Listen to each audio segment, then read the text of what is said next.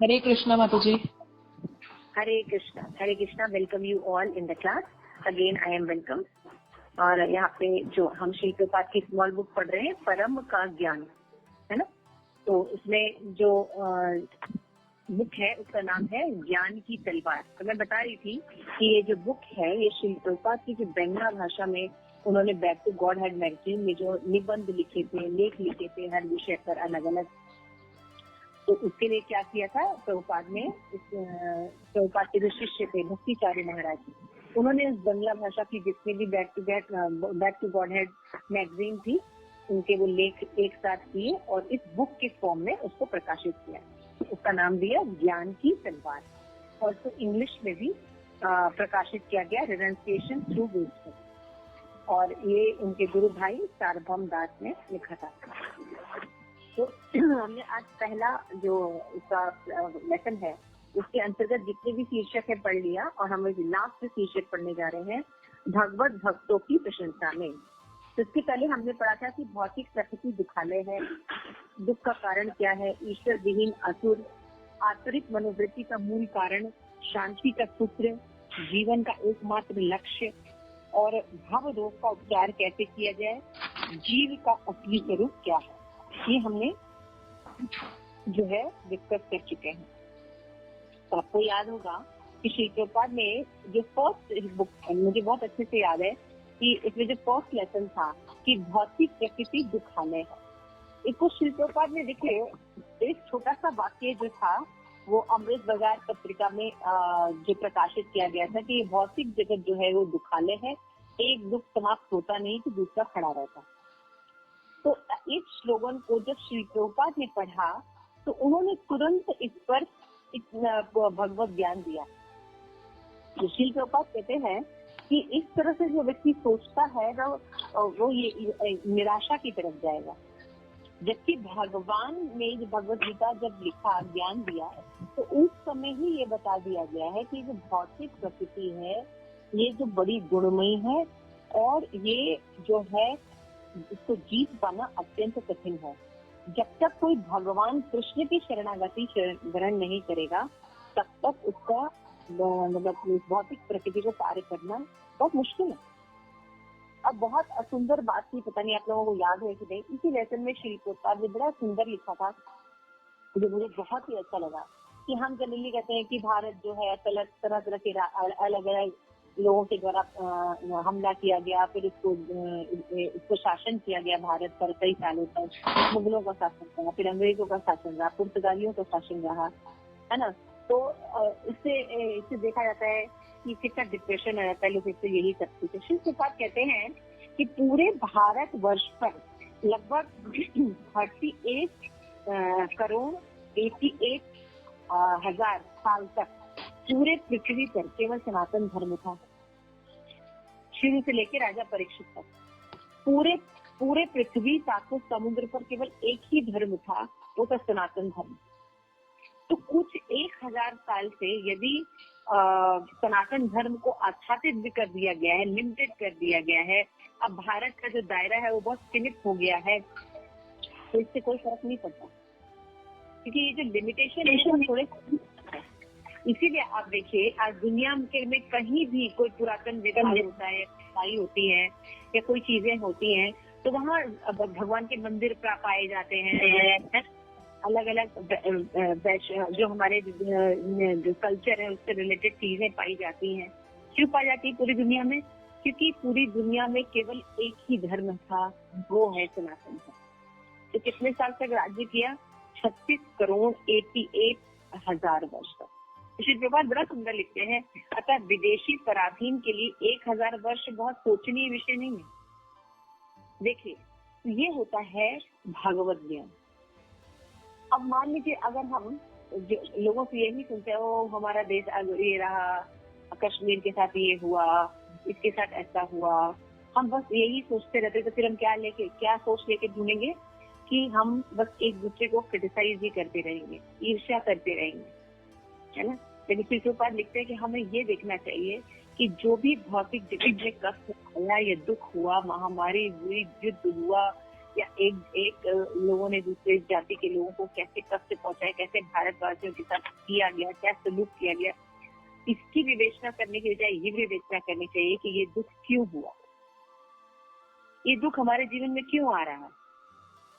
जब व्यक्ति इस मोड़ पर पहुंच जाता है कि हमारे जीवन में दुख है, इसने ऐसा कर दिया, उसने वैसा कर दिया, अगर हम यही चर्चा करते रहेंगे तो हम कभी भी इन परिस्थितियों से बाहर नहीं निकल सकते, बार बार जन्म लेंगे, बार बार हमें दुख का सामना करना पड़ेगा। लेकिन इसकी बजाय यदि जीव ये सोचता है कि ये दुख मेरे जीवन में क्यों आ रहा है, तो यहाँ से ब्रह्म जिज्ञासा शुरू होती। जब व्यक्ति इस क्वेश्चन का आंसर ढूंढने लगता है कि मेरे जीवन में कष्ट क्यों है, तो धीरे धीरे चलकर वो आगे भगवान तक पहुंचता है कि हमने जो अपने जीवन में मूल भगवान है, जो आनंद देने वाले हैं, मुझसे प्रेम करने वाले हैं, उसको जीवन से निकाल दिया है, अधर्म के साथ रह रहे हैं, तो उन सबके रिएक्शन यही होंगे।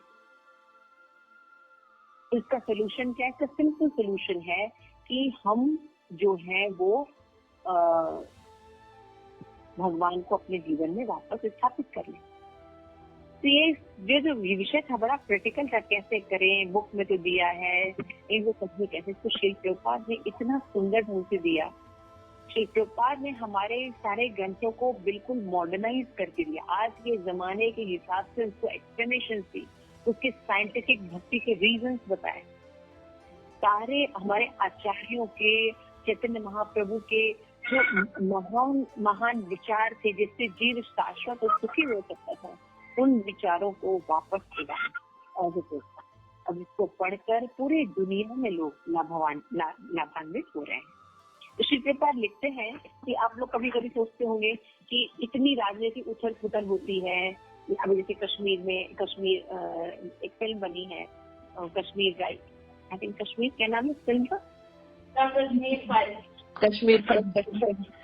हाँ, तो जो फिल्म बनी है, इतना लोग कर रहे हैं और हम किसी दूसरों का कोई रिएक्शन नहीं दे रहे है ना। यूक्रेन में युद्ध हो रहा है या और भी कहीं जगह युद्ध हो रहा है, लेकिन हम देखते हैं कि हमारे जो संत लोग हैं या वैष्णव लोग हैं, ये कुछ बोलते नहीं है। श्री प्रभुपाद ने आपको याद होगा कि इसी फर्स्ट लेसन में बताया था कि भौतिक प्रकृति दुखालय है। तो बड़ा सुंदर लाइन था। श्री प्रभुपाद कहते हैं कि आधुनिक इतिहास के अरुणोदय काल में भारत में राजनीतिक प्रश्न को लेकर जो युद्ध हुआ वो 18 दिन तक चला। अब उसको बुक के फॉर्म में प्रेजेंट किया गया व्यासदेव के द्वारा, भगवद गीता। लेकिन हमें समझना होगा कि प्राचीन काल में जो भारत के बुद्धिमान लोग थे, यानी आचार्य लोग थे, है ना, वो ये जानते थे कि मनुष्य के जो दुख है, ये उत्पीड़न है, ये दुख राजनीतिक स्थिति को नियंत्रित करके दूर नहीं किया जा सकता। अब देखिए, जो मेन दुख है वो है आदि दैविक, आदि भौतिक, आदि आध्यात्मिक। 3 दुख है हमारे जीवन। लेकिन अगर इन दुखों को कोई राजनीतिक, कोई मान लो जो आज ये पार्टी शासन करने लगे, आज राजतंत्र तो प्रजातंत्र हो जाए, इससे जीव का ये दुख नहीं समाप्त होने वाला है।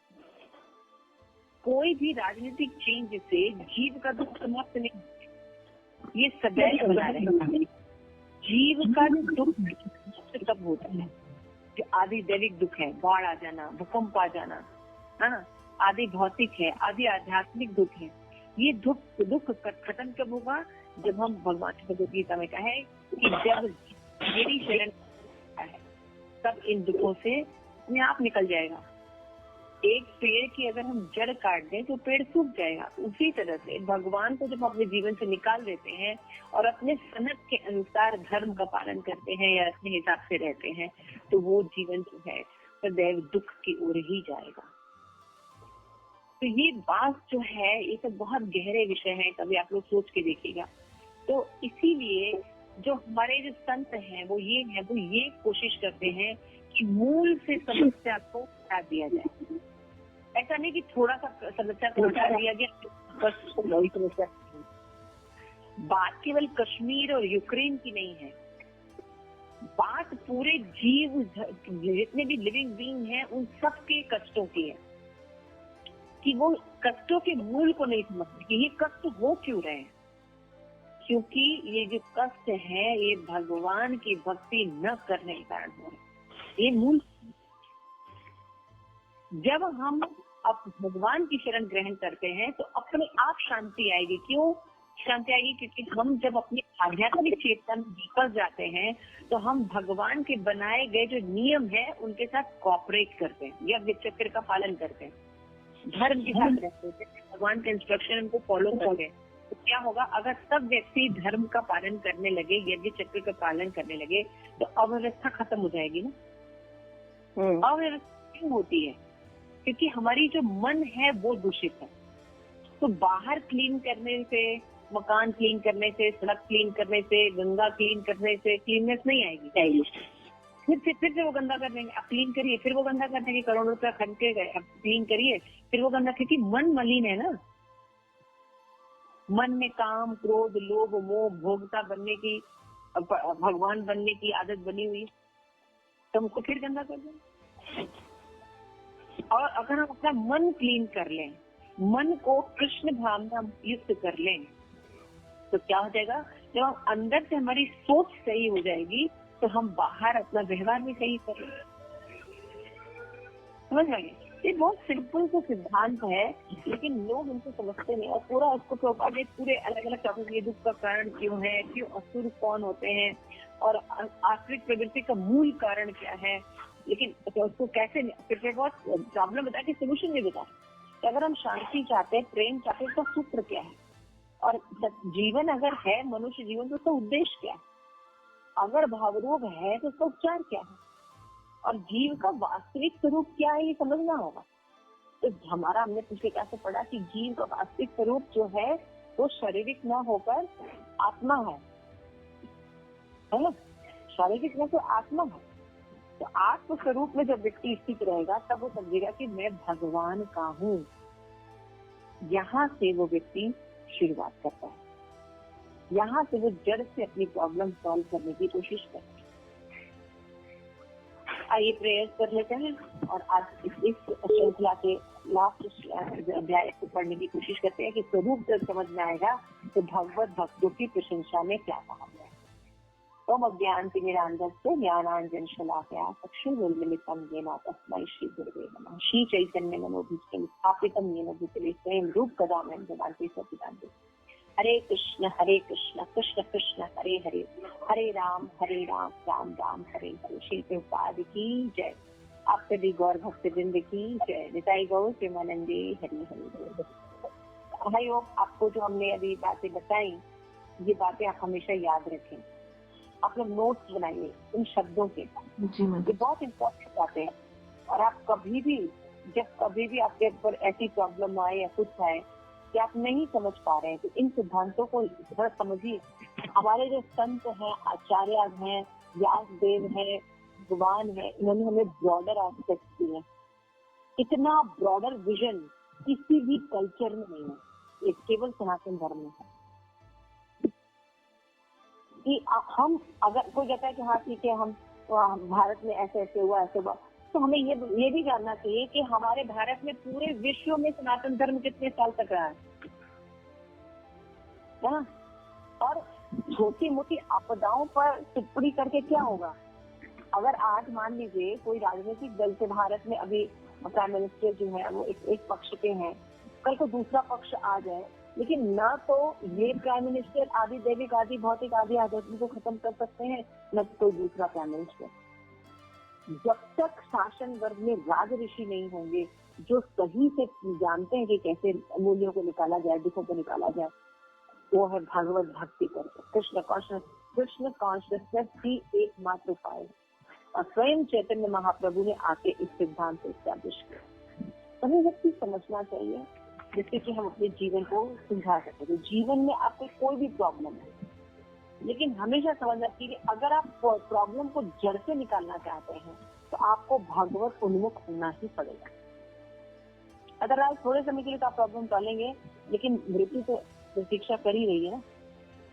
बुढ़ापे को आप रोक नहीं सकते, अपने आप को डिजीज आने से, रोगी होने से रोक नहीं सकते। सिचुएशन आएंगी, जब ये सिचुएशन आएंगे, हमने कोई तैयारी नहीं की, हमारा कोई स्पिरिचुअल स्ट्रेंथ नहीं है, स्पिरिचुअल विजन नहीं है, तो हम डिवाइडर हो जाएंगे। परीक्षित महाराज के समय जब आया कि भैया आपकी 7 दिन में मृत्यु होने वाली है, बता दिया इस तरह, तो उन्होंने तुरंत उसको भगवान को उन्होंने ये नहीं कहा भगवान से कि मेरे पूरे खानदान में और मैंने जीवन भर भगवान आपकी केवल मैंने भक्ति की है और आप मुझे इस तरह का इतना निंदनीय दुख दे रहे हैं कि श्राप के तक्षक काटने से मैं मरूंगा।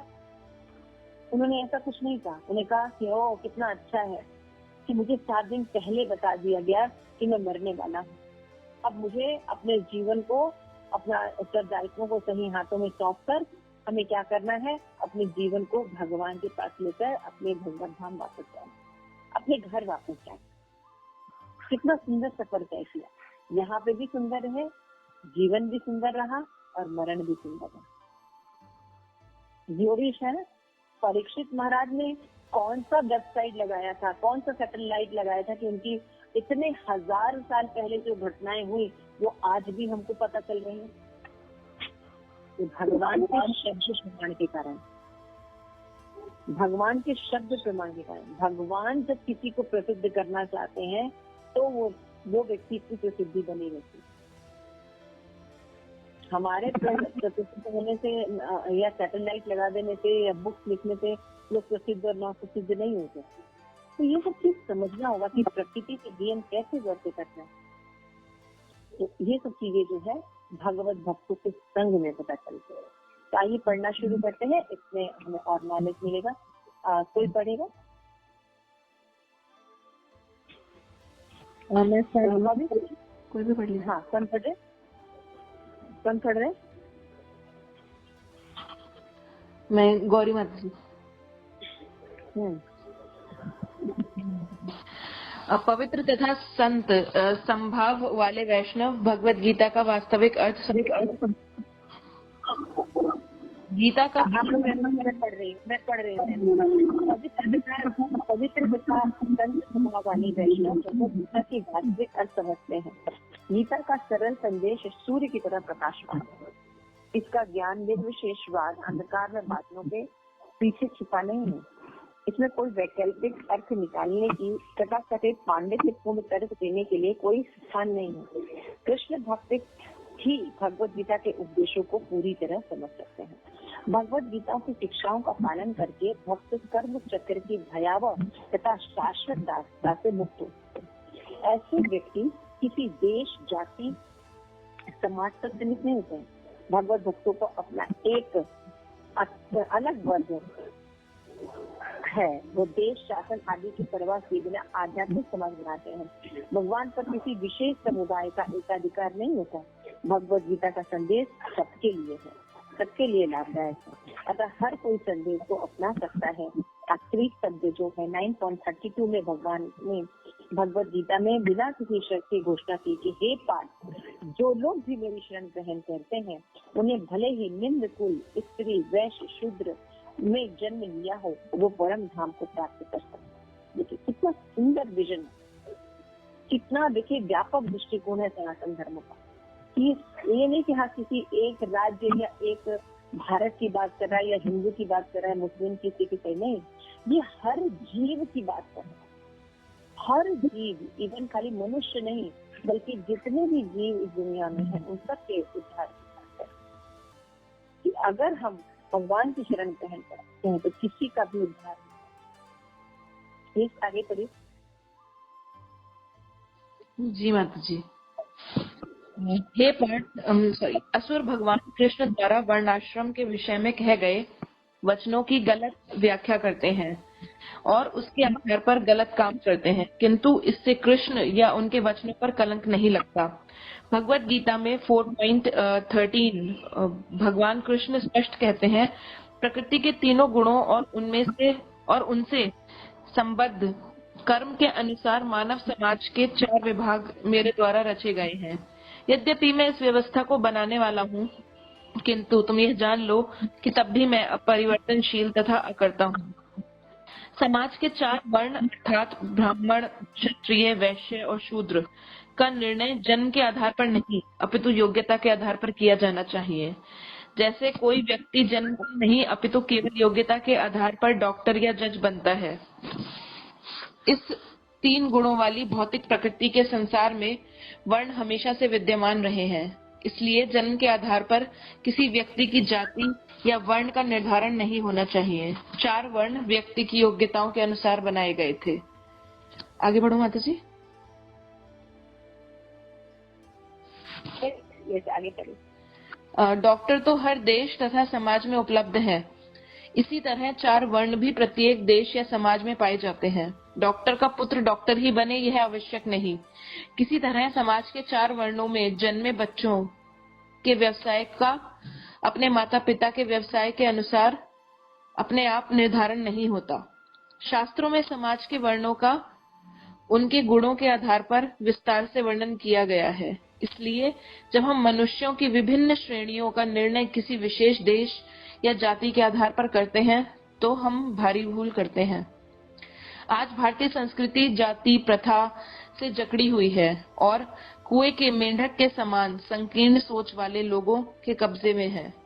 भारत ने यदि भगवत गीता के संदेश का ब्राह्मण के समान उदार हृदय से प्रचार किया होता तो इस संसार में शांति और अमन चैन का इतना अभाव न होता। ब्राह्मण संस्कृति के प्रसार से संसार अत्यधिक समृद्ध होता। जात पात के चलते वैदिक सभ्यता अपंग बनकर रह गई है, जिसके पूरे संसार पर बहुत ही गंभीर विपरीत प्रभाव पड़े हैं। चैतन्य महाप्रभु के अवतार में परम भगवान ने ब्राह्मण संस्कृति के प्रसार द्वारा शांतिपूर्ण जीवन के अनेक द्वार खोल दिए हैं। वे ब्राह्मण संस्कृति को आत्मा का धर्म कहते हैं। केवल भाग्यवान लोग ही उनके जीवन का अनुसरण कर सकते हैं तथा उनकी दिव्य शिक्षाओं का पालन करके अपने जीवन को पूर्ण बना सकते हैं। आगे बढ़ूं माता जी। इसको एक्सप्लेन कर देते हैं। तो देखिए यहाँ पे श्री प्रभुपाद कह रहे हैं कि जो भगवान का जो नॉलेज है, इतना हायर नॉलेज, जो अभी मैंने थोड़ा सा आप लोगों को भूमिका में बताई कि जनरली लोगों की सोच बहुत लिमिटेड होती है। यहाँ ये हो गया, कश्मीर में ये हो गया, कुवैत में ये हो गया, पाकिस्तान में ये हो गया, यूक्रेन में ये हो गया, फिर क्या लगा हाँ उसने ऐसा किया, बस इतना ही सोच रहती है। हम ब्रॉडर एस्पेक्ट नहीं देखते हैं। ब्रॉडर एस्पेक्ट क्या है कि इसका ठीक क्यों है, उसका रीजन ये है प्रकृति पर प्रभुत्व जताने की हमारी इच्छा। लेकिन ये सब नॉलेज समझ कौन सकता है, क्या ब्रॉडर एस्पेक्ट देख कौन सकता है? प्रभुपाद जैसे इतना ब्रॉडर एस्पेक्ट दे रहे हैं लोगों को, तो देख कैसे पा रहे हैं? क्योंकि वो भगवत भक्त है। और श्री प्रभुपाद कहते हैं केवल भगवत भक्त ही सही नॉलेज दे सकता है और लोगों को इसकी कोई जानकारी नहीं होती, इसलिए वो नहीं दे सकते। और भगवान देखिए जो भगवत गीता का संदेश दिया है उसमें उन्होंने सभी लोगों को आमंत्रित किया है ना। तो प्रकृति के गुण जो है उसको समझने के लिए समझना होगा कि हमारे जो कर्म है वो बहुत इम्पोर्टेंट रोल प्ले करता है। हम जो भी कार्य करते हैं उनके रिस्पॉन्सिव आता है ना। तो साइंस में तो ये कहा जाता है कि जो भी हम कर्म करते हैं उसका इक्वल और तुरंत रिजल्ट आता है, राइट? ऐसा ही होता है ना, लॉ है ना, law of karma, action is reaction का, each and every action there is reaction, है ना? पढ़ा है ना आप लोगों ने? जी। कर्मा का जो रिएक्शन होता है वो ऐसे नहीं होता है कि एक एक्शन का जो रिएक्शन है वो each and every action reaction होता है। भाई कर्मा जो है कुछ रिएक्शन हमें तुरंत मिलता है, कुछ बाद में मिलता है, कुछ और बाद में मिलता है ना। जैसे कि मान लीजिए अभी कोई हमें थप्पड़ मारे तो तुरंत एक्शन मिल जाएगा हमें, वो भी हम भी उसको मार देंगे है ना। तो कुछ एक्शन का रिएक्शन हमें तुरंत मिल जाते हैं। भाई हमने रात में खूब अच्छे से खाया पिया है, ये बर्गर खाया, चाउमीन खाया, ये खाया, वो खाया, तो सुबह तो दिक्कत होने वाली है, तुरंत एक्शन का रिएक्शन मिलेगा, है ना। लेकिन कुछ एक्शन होते हैं जैसे कि हमने भाई कहीं चोरी की या कुछ किया तो सबका पकड़े ना गए हो, है ना। लेकिन जब हम पकड़े जाएंगे तो हमें रिएक्शन मिलेगा। कुछ होता है कि अभी नहीं मिलेगा, बाद में मिलेगा।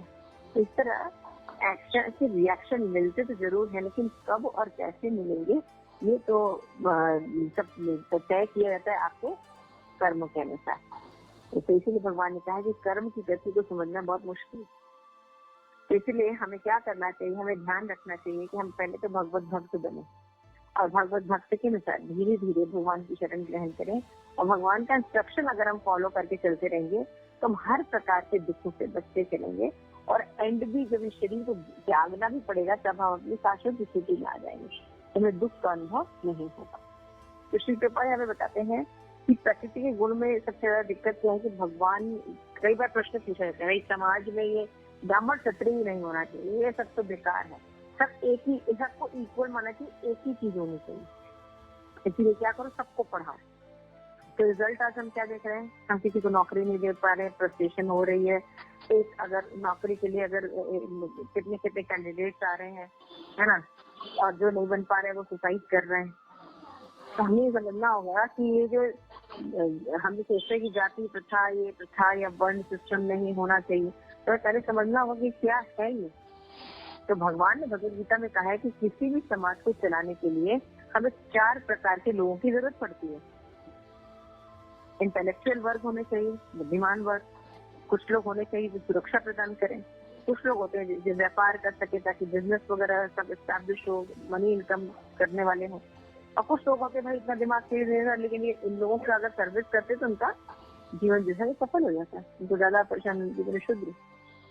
लेकिन भगवान ने ये जो क्लासिफिकेशन किया था ब्राह्मण क्षत्रिय वैश्य शूद्र, इसका क्लासिफिकेशन गुण के आधार पर किया था, और भगवान ने हर के गुण भी बहुत अच्छे से डिटेल में बताया कि ब्राह्मण का मतलब ये होता है, क्षत्रिय का मतलब ये होता है, वैश्य का मतलब ये होता है, और शूद्र का मतलब ये होता है। बाई बर्थ हर समाज में आपको ये 4 प्रकार के लोग दिखेंगे। एक प्रकार के लोगों से पूरा समाज नहीं चलाया जा सकता, चलाया जा सकता है?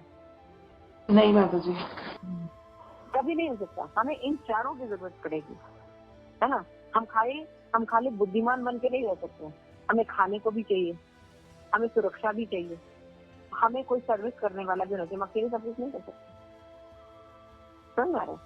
तो हमें ये समझना होगा, तो भगवान ने अगर ये व्यवस्था बनाई तो उसको सोच समझ के बनाई है, समाज को चलाने के लिए, सुचारू रूप से करने नहीं। हम उसको क्या कहते हैं, एक भगवान कह रहे हैं कि सबके साथ एक हो सकता है, समदृष्टि होती है, लेकिन वो कैसे होती है कि सब में भगवान का अंश आत्मा है। तो बात कहते हैं, जो लोग हमेशा बात करते हैं हिंदी चीनी, हिंदी भारतीय, भाई भाई, हिंदी मुस्लिम भाई भाई, तो भाई भाई होगा कैसे? जब पिता एक होगा तभी तो भाई बनेंगे।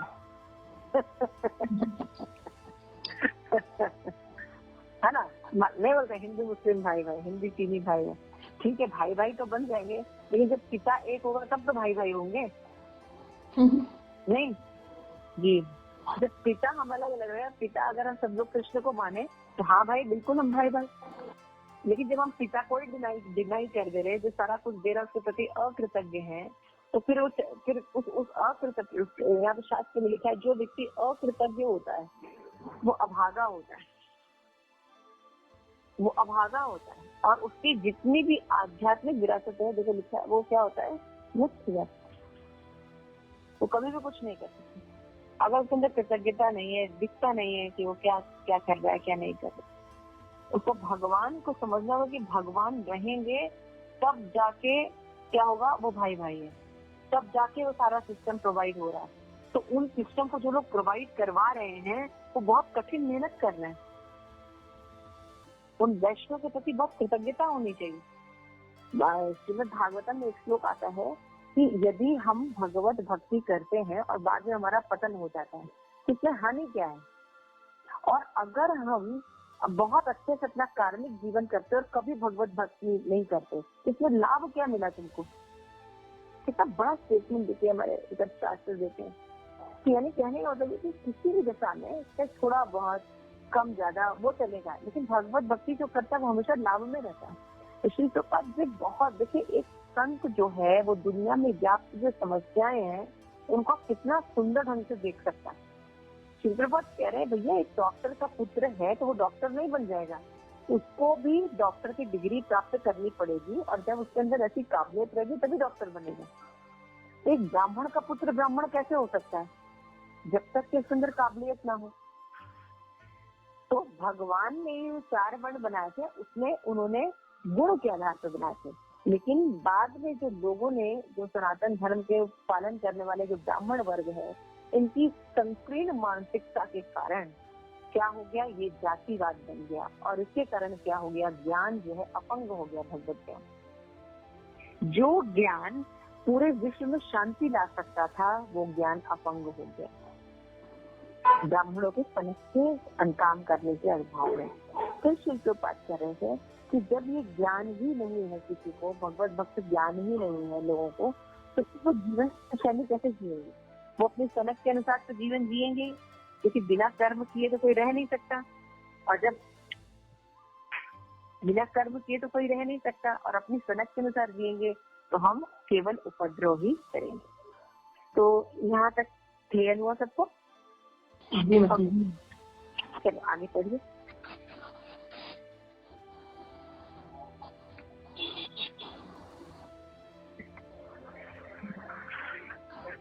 हरे कृष्ण, कोई पढ़ेगा?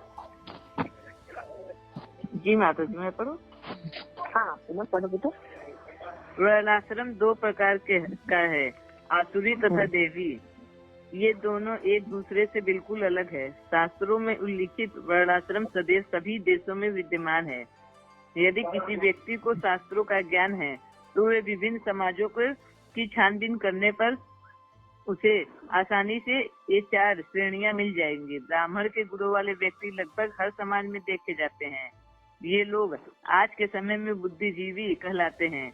इसी प्रकार अन्य श्रेणियां भी समाज में विद्यमान रहती है। इसलिए इसमें कोई संदेह नहीं है कि समाज में चार वर्ण अपने गुणों के अनुसार सर्वत्र थे, हैं और हमेशा रहेंगे।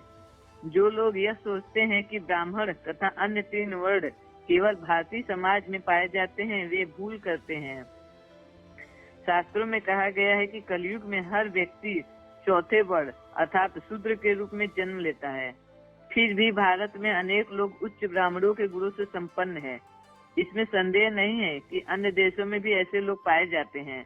प्रत्येक देश में योग्यता के अनुसार मनुष्यों के ये चार वर्ण पाए जाते हैं। यह सत्य है कि कुत्ते का मांस खाने वाला चंडाल, जो शूद्रों से भी नीच है, भी भक्ति करने का पात्र है। यदि कोई चंडाल उच्च भगवत भक्त बन जाता है तो योग्यता के आधार पर अन्य सभी वर्णों के लोगों द्वारा वह सम्मानी है। इस संदर्भ में शास्त्रों में अनेक प्रमाण मिलते हैं। हरि भक्ति विलास में 10.91 में कहा गया है, चंडाल भक्त व ब्राह्मण भक्त को एक जैसी आध्यात्मिक सफलता मिलती है। श्रीमद् भागवतम में 7.9.10 में प्रहलाद महाराज कहते हैं कि चंडाल भक्त साधारण कर्मकांडी ब्राह्मण से कई गुना अधिक उन्नत है। ऐसा चंडाल भक्त निश्चित रूप से ब्राह्मणों का भी गुरु बन सकता है। इतिहास में ऐसे अनेक उदाहरण देखने को मिलते हैं जहां निम्न कुल में जन्मे कई आचार्यों ने उच्च कुल के भक्तों को दीक्षा दी। गुण और कर्मों के आधार पर जाति का निर्णय होता है, किंतु शुद्ध भगवत भक्त इन सबसे परे होता है। वह प्रत्येक भौतिक वस्तु से परे है। सभी जातियों से ऊपर उठे हुए ऐसे संत व्यक्ति की पूजा केवल एक ब्राह्मण के रूप में कैसे की जा सकती है? इसलिए जिस किसी ने भगवान की शरण ली है वह सभी देशों तथा सभी कालों में समस्त सौभाग्य प्राप्त करता है। इसका उल्लेख भगवत गीता में कई श्लोकों में हुआ है। व्यक्ति चाहे किसी भी देश का हो, यदि वह भगवत गीता में दिए गए भगवान के आदेशों का पालन करता है तो वह दिव्य पद को प्राप्त होता है और ब्राह्मणों से भी उन्नत बन सकता है। गीता में 4.24 में भगवान कृष्ण कहते हैं, जो व्यक्ति कृष्ण भक्ति में पूर्णतया मग्न रहता है उसे आध्यात्मिक कर्मों के पूर्ण योगदान के कारण अवश्य ही भगवत धाम की प्राप्ति होती है, क्योंकि उसमें हवन ही ब्रह्म और हवि भी उस ब्रह्म की होती है। इस श्लोक में बताया गया है कि भगवान को प्रसन्न करने वाले काम करके किस तरह आध्यात्मिक ज्ञान प्राप्त किया जा सकता है। श्रीपाद शंकराचार्य ने मायावाद सिद्धांत का प्रचार किया है। इसके प्रमाण में उन्होंने सर्व खलीवन ब्रह्म जैसे वाक्यांशों का उदाहरण दिया जिसका भाव है कि स्वभाव से हर वस्तु ब्रह्म है शंकराचार्य के इस सिद्धांत ने प्रामाणिक शास्त्र सिद्धांतों में बहुत भ्रांति उत्पन्न की है, किंतु यह वाक्यांश गीता के उपयुक्त श्लोक के अनुरूप है। आगे बढ़ो माता जी। हाँ हाँ। यहाँ इस बात की चर्चा करना अत्यावश्यक हो जाता है कि भगवान की प्रसन्नता के लिए भक्ति किस तरह की जाए। यहाँ यह बात भी ध्यान देने योग्य है कि राजा जनक जैसे संत स्वभाव के ऋषियों ने यज्ञ द्वारा किस प्रकार कर्म योग या भक्ति का पालन किया। सारे यज्ञों का उद्देश्य भगवान विष्णु या कृष्ण को प्रसन्न करना होना चाहिए। बद्धावस्था में जड़ पदार्थ के साथ संपर्क से बच पाना कठिन है, क्योंकि शरीर का पालन पोषण करने तथा अन्य प्रयोजनों को पूरा करने के लिए जब हम कर्म करते हैं तो हमारे भौतिक प्रकृति से घनिष्ठ संबंध बन जाते हैं। यदि हम इन सभी कर्मों को परम सत्य ब्रह्म की सेवा में लगाते हुए उन्हें आध्यात्मिक बना दे तो ये कर्म यज्ञ का रूप धारण कर लेते हैं। यदि सर्व खलिबद्ध ब्रह्म जैसे वैदिक वाक्यों की इस प्रकार व्याख्या की जाए तो वह स्वीकार की जा सकती है। दूसरे शब्दों में, जब कोई व्यक्ति हर वस्तु में आध्यात्मिकता या दिव्य या परम ब्रह्म का दर्शन करता है, तब वह सर्व खलविदम ब्रह्म वाक्यांश का सही अर्थ समझ पाता है। वैष्णव का कहना है कि भक्ति में जिस वस्तु का भी भगवान से संबंध बन जाता है तो वह वस्तु दिव्य बन जाती है। दूसरे शब्दों में, वह वस्तु परम भगवान माधव से अभिन्न है।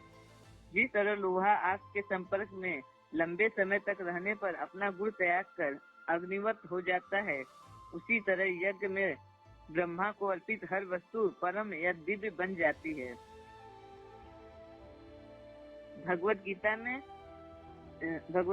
14.27 भगवान कृष्ण कहते हैं, और मैं ही उस निराकार का आश्रय हूँ जो चरम सुख का स्वाभाविक पद है। यह श्लोक साफ साफ घोषित करता है कि ब्रह्म तो भगवान कृष्ण के शरीर का तेज है। भगवान कृष्ण ब्रह्म के उद्गम है, इसलिए कृष्ण की प्रेममयी सेवा ही सर्व खलविदम ब्रह्म का सही अर्थ स्थापित करती है। यज्ञ तभी उचित रीति से संपन्न होता है जब सारी यज्ञ सामग्री हवि, अग्नि, घी आदि आध्यात्मिक हो जाए, अर्थात कृष्ण के संपर्क में आने से ब्रह्म अवस्था को प्राप्त कर ले। यज्ञ संपन्न करने का अंतिम लक्ष्य भगवान विष्णु के प्रति शुद्ध प्रेम प्राप्त करना है। अतः भगवान विष्णु की प्रेम भक्ति ही यज्ञ का सबसे उत्तम रूप है। ऐसी अवस्था को ब्रह्म में पूर्ण रूप से लीन होना भी कहा जा सकता है। आगे पढ़े माता जी। 2 पैराग्राफ और पढ़े। इस तरह से कर्म करने वाले लोग धीरे धीरे जड़ पदार्थ से विरक्त होकर भगवान की भक्ति में आसक्त होते हैं। इस तरह वे अपने हृदय दर्पण को साफ करने, संसार को दावाग्नि को बुझाने तथा अपने स्वाभाविक स्थिति को प्राप्त करते हैं। वे ब्रह्म की निराकार अनुभूति से बहुत ऊपर स्थित होते हैं, क्योंकि वे ब्रह्म में लीन होकर भगवान ही और के परम पद को छीनने के प्रयास के कलमश से मुक्त रहते हैं। ऐसी स्थिति में उनकी चेतना कभी दूषित नहीं होती। अपने दिव्य रूप में पूर्णतया मग्न रहते हुए वे अपने इंद्रियों के पूर्ण स्वामी होते हैं। यदि वे चाहे तो ब्रह्मांड पर शासन करने के लिए आदर्श व्यक्ति होते हैं और वे सभी के लिए सौभाग्य ला सकते हैं, किंतु बद्ध जीव किसी भी तरह संसार को लाभ नहीं पहुंचा सकते हैं। शुद्ध जीवात्माएं बहुत दुर्लभ होती है और मुक्त अवस्था में रहते हुए वो निरंतर कर्म योग का पालन करती है। भगवत गीता में 5.7 में कहा गया है, भक्ति भाव से कर्म करने वाला व्यक्ति विशुद्ध आत्मा है। वह अपने मन तथा इंद्रियों को वश में रखता है तथा सभी को प्रिय होता है और सभी लोग उसे प्रिय होते हैं। ऐसा व्यक्ति कर्म करते हुए भी कभी कर्म बंधन में नहीं बनता। कुछ लोग ऐसे भी हैं जो निरंतर कर्म योगी में लगी इन शुद्ध आत्माओं के बिल्कुल विपरीत काम करते हुए जीवन बिताते हैं। ऐसे सकाम कर्मियों का पूर्ण पुरुषोत्तम भगवान कृष्ण से कोई संबंध नहीं होता, इसलिए वे अपने हृदय के मैल को साफ नहीं कर पाते हैं। वे काम वासना के दास होते हैं और अपनी मनमर्जी से इंद्रिय तृप्ति में ही सारा समय गवाते हैं। पीठ पर भी वे निर्लज्जता पूर्वक कहते हैं कि उनके सारे कर्म पूर्ण पुरुषोत्तम भगवान द्वारा प्रेरित होते हैं। धोखेबाज तथा नास्तिक होने के कारण वे इसलिए ऐसा बोलते हैं ताकि उनके गलत काम भी लोग स्वीकार कर लें। इस तरह वे संसार पर अकथनीय आपदाएं तथा विपत्तियां ढाते हैं। इसके विपरीत शुद्ध स्वरूप सिद्ध जीव तन मन वचनों द्वारा भगवान कृष्ण के चरण कमलों की सेवा करने में निरंतर मग्न रहते हैं। वे नास्तिक लोगों की संगति कभी नहीं करते हैं। ये संत पुरुष जानते हैं कि यद्यपि आत्मा सूक्ष्म है, फिर भी यह हमेशा स्वतंत्र इच्छा की मालिक रहती है। पूर्ण पुरुषोत्तम भगवान पूर्णतया स्वतंत्र हैं और वे सब जीवों पर अपनी स्वतंत्र इच्छा का प्रयोग करने में समर्थ हैं। आत्मा गुरुओं की दृष्टि से पूर्ण पुरुषोत्तम पुरुष के समान है, अतः भगवान उसकी छोटी सी स्वतंत्र इच्छा को समाप्त नहीं करते हैं। हाँ, थैंक यू पूनम। हरे कृष्णा पढ़ने के लिए थैंक यू सो मच। तो देखिए कितने अच्छे से शिल प्रभुपाद हमें समझा रहे हैं। प्रभुपाद कहते हैं कि इसीलिए जो है क्या होना चाहिए, वर्ण आश्रम मैंने बनाया है, भगवान कहते हैं, लेकिन वो मैंने गुण के आधार पर बनाया था, जिसे बाद में जाति के आधार पर बना दिया गया। इसका रिजल्ट क्या हुआ? शिल प्रभुपाद ने कहा कि जो भगवान का ज्ञान है जो कि ब्राह्मणों के पास रहता था, ये केवल जातिवाद बनकर अपंग हो गया और इसमें जो है ब्राह्मण लोग अपने समझ के अनुसार व्याख्या करने के कारण भगवान का वास्तविक ज्ञान था वो छिन्न भिन्न हो गया, जो लोगों तक नहीं पहुंचता था, जिसके कारण लोगों का कल्याण नहीं होता। वर्णाश्रम धर्म दो प्रकार के होते हैं, एक होता है दैवी वर्णाश्रम और एक होता है आश्रित वर्णाश्रम। आश्रित वर्णाश्रम में क्या होता है कि हाँ वर्ण तो होता है लेकिन सब अपने अपने समझ के अनुसार कार्य करते हैं। जैसे ब्राह्मण कहते हैं कि ब्राह्मण का पुत्र ब्राह्मण का, और जो भगवान का जो धर्म का जो कार्य होता है, जो भक्ति होती है, तो केवल वही कर सकते हैं, बाकी किसी को कोई हक नहीं, जीने का कोई हक नहीं। शूद्रों के साथ कितना बुरा व्यवहार होता था, कुछ भी उनके साथ करते थे, है ना। तो अधर्म का नतीजा क्या होता था, ये सब चीजें भुगतनी में पड़ती थी। यहाँ पर शिव प्रभुपाद कहते हैं कि सबसे इम्पोर्टेंट चीज ये कि शास्त्रों में के जो कलयुग में बताया गया है कि कलयुग केवल शूद्र ही रहेंगे, कलयुग में लोगों को नॉलेज ही नहीं रहेगा, है ना। तो ज्यादातर लोग जो है वो शूद्र होते हैं, लेकिन हाँ ब्राह्मण हर जगह पाएगा। शिव प्रभुपाद एक बहुत बड़ी बात कह रहे हैं, क्या करें कि शास्त्र ये कहता है कि ब्राह्मण के अंदर यदि ब्राह्मण के गुण हैं तो वो श्रेष्ठ है, तब वो ब्राह्मण है। तो मान लीजिए कोई शूद्र है लेकिन उनका जो पुत्र है या जो भी व्यक्ति है उसका जो गुण है वो ब्राह्मण वाले हैं, तो वो व्यक्ति जो है वो ब्राह्मण हो जाएगा। और अगर वो ब्राह्मण अगर भगवान के कृष्ण भावना में एक्सेप्ट कर लेता है, वैष्णव बन जाता है, तो उस चांडाल घर में रहने वाला वो व्यक्ति श्रेष्ठ है और वो हर किसी का गुरु बनने योग्य है ना। तो कहने का मतलब ये है, ये समझना होगा कि गुण इम्पोर्टेंट है। अगर किसी के अंदर ब्राह्मण का गुण है उसे ब्राह्मण बनना चाहिए, किसी के अंदर क्षत्रिय का गुण है तो क्षत्रिय बनना चाहिए, किसी के अंदर वैश्य का गुण है तो वैश्य बनना चाहिए। लेकिन अगर कोई गुण नहीं है एटलीस्ट शूद्र रहना चाहिए और तो किसकी सेवा करनी चाहिए, जो भगवान की भक्ति में लगे हुए लोग हैं उनकी सेवा करने से उनको सेम गति प्राप्त होती है। उनके पास कर्म योग के बारे में बता रहे हैं। कर्म योग का मतलब क्या होता है कि अपने जो भी वर्ण और आश्रम के हिसाब से कर्तव्य हैं उनमें भगवान कृष्ण को शामिल करना, है ना। अगर हम ब्रह्मचारी हैं, स्टूडेंट हैं, तो फिर भगवान की भक्ति के अनुसार भगवान को सेंटर में रखकर अपना पढ़ाई लिखाई या नौकरी करना चाहिए, सब तो ठीक है। लेकिन हम जब भगवान को सेंटर में नहीं रखते, अपनी इंद्रिय तृप्ति को सेंटर में रखते हैं, उसका रिजल्ट भी मिलता है। शिव प्रभुपाद ने एक उदाहरण दिया, शंकराचार्य जैसे वो मायावादी थे, उन्होंने कहा कि सर्वम अखिलम ब्रह्म है, मतलब क्या कि सब कुछ जो है वो ब्रह्म है। हमें समझना होगा, हमारी फिलॉसफी ये कहती है हाँ सब कुछ ब्रह्म होता है, लेकिन सब चीज भगवान नहीं होती है। समझ रहे हैं? जी बताइए। सब चीज भगवान नहीं है, भगवान से ही निकलने के कारण वो दिव्य है, लेकिन हर चीज भगवान थोड़ी है ना। तो ये अचिंत्य भेदाभेद तत्व को समझना होगा। तो श्री प्रभुपाद कहते हैं कि लोग क्या कर रहे हैं, भगवान के आश्रित प्रवृत्ति वाले लोग क्या कर रहे हैं, वो क्या करें, भगवान के सिद्धांत को अपनी समझ के अनुसार बता रहे हैं, न कि भगवान ने जैसा बताया वैसा बता रहे हैं। तो वहाँ पे भगवान की जो रियलाइजेशन की सिर्फ होती है, भैया ब्रह्म परमात्मा और भगवान। जब हम ब्रह्म रियलाइजेशन में रहते हैं तब हम भगवान को क्या मानते हैं, एक निर्विशेष निराकार मानते हैं। परमात्मा के रियलाइजेशन में हम भगवान को मानते हैं कि हमारे हृदय में चतुर्भुज रूप में। लेकिन भगवत साक्षात्कार होने पर हमें बिल्कुल पता चलता है कि भगवान ही परमात्मा के रूप में रहते हैं और उनके शरीर का तेज ही क्या है, ब्रह्म। भगवत गीता में भी ये बात कही गई है कि भगवान का के शरीर का जो तेज है वो ही निराकार ब्रह्म है और उसको भगवान धारण करते हैं। तो यहाँ ये सब फिलॉसफी जो है, ये सिद्धांत जो है, उसको तोड़ मरोड़ कर प्रेजेंट किया जाता है। और भगवान का जो सर्वश्रेष्ठ नॉलेज क्या बताया जाता है कि भगवान निराकार है। नहीं, भगवान निराकार है, ये एक एस्पेक्ट के बारे में। अगर भगवान पूर्ण है तो एक साथ निराकार और साकार दोनों हो सकते हैं।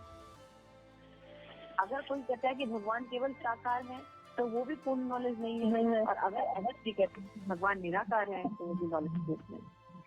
भगवान तभी भगवान हो सकते हैं जब वो उनमें सारे गुण विद्यमान हो। वो निराकार भी है और साकार है एक साथ। ब्रह्म ज्योति भी उन्हीं उस बीच से निकला गया है निराकार रूप में, और साथ में वो कृष्ण के रूप में भगवत उनका अपना शारीरिक कांति है ना, अपना उनका सब कुछ निराकार रूप भी, और वो एक साथ ये दोनों कार्य कर सकते हैं, तभी वो भगवान। सीधी सी बात।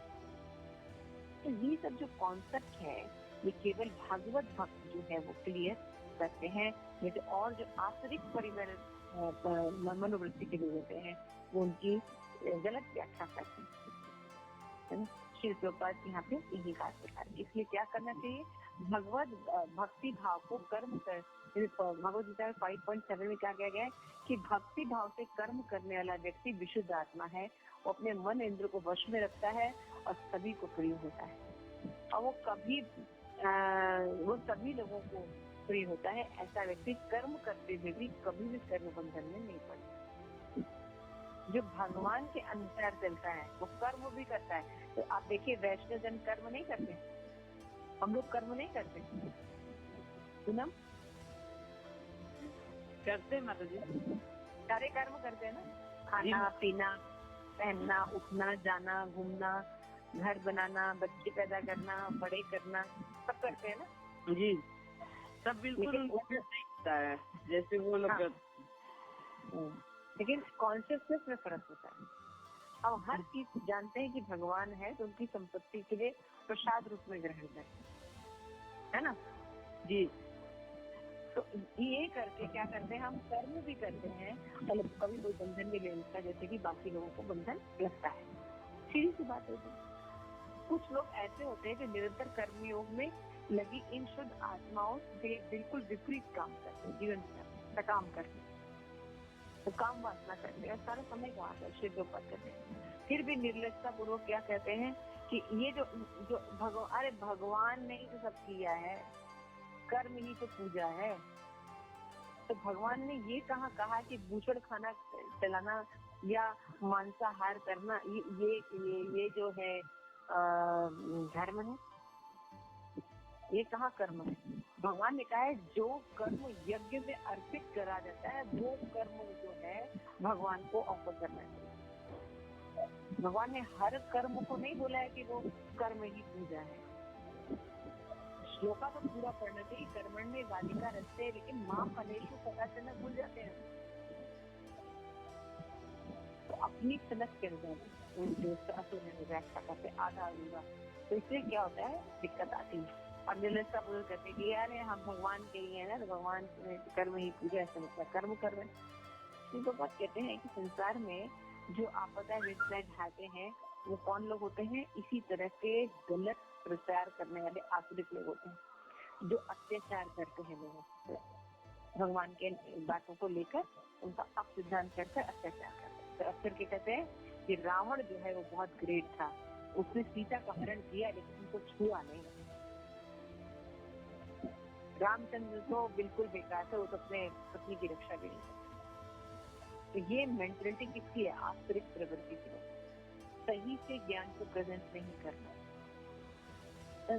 तो नास्तिक लोग जो होते हैं वो इच्छा मतलब भगवान को गलत ढंग से प्रेजेंट करते हैं, भगवान की फिलॉसफी को गलत ढंग से प्रेजेंट करते हैं। लेकिन जो वैष्णव लोग होते हैं वो सही अर्थ में भगवान की व्याख्या करते हैं।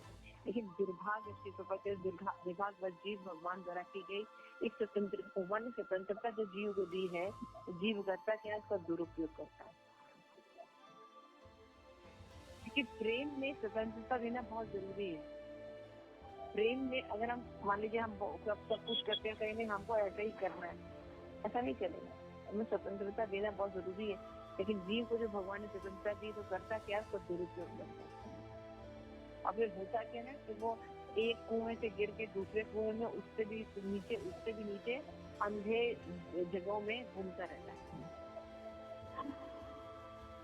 शिव प्रभुपाद कह रहे हैं कि इस तरह से हम प्रकृति में विजय कभी प्राप्त नहीं कर सकते और हमेशा माया के अधीन ही रहेंगे और दुख हमें मिलते रहेंगे। फिर और हम क्या सोचेंगे? यदि ऐसा होता तो हम ज्यादा सुखी रहते, अगर ऐसा होता तो हम ज्यादा सुखी रहते। तो इसलिए प्रभु अगर कोई व्यक्ति प्रकृति